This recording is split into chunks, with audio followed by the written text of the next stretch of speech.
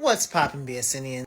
Alright, so last time we was talking about the Zuko movie, and I said that in the Zuko movie, the number one thing that I want to see is this fire nig throwing hands. That's right.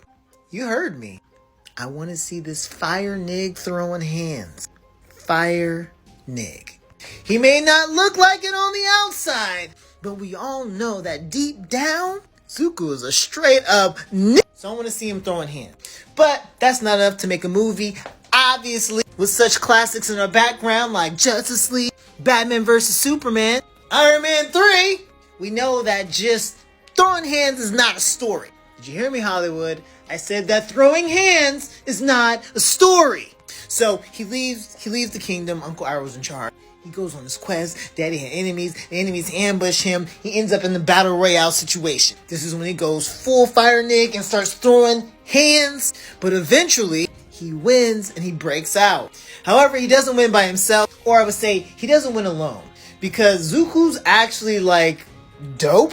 So he goes through the battle royale and he gets stronger and he wins. But he also emerges from the battle royale with someone. Enter plucky, quirky, addictive sidekick here that will sell a lot of toys.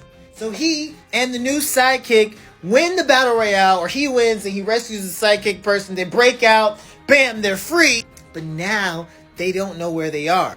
And remember, the original quest is young Prince Firenig is trying to find his mama. But now they don't know where they are. So in this part of the movie, I would have it be like, y'all remember when Appa got taken?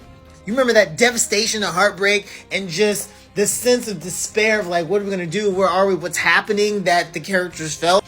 It would be that. So obviously this movie would have to be extremely tightly well written to pull this off. So probably not 90 minutes, probably like a cool 145. Hour and 45 minutes to make sure this is done right. So they're trying to figure out where they are, what's going on. Then they run into a cult, but it's a cult of fire worshippers. And so even though they don't agree with the cult can help them find his mom, and they're willing to do so because of the deep fire power they can sense within him. So even though he feels weird about it, Prince Firenig goes with the cult to find his mom. They are almost at the spot where his mom's at.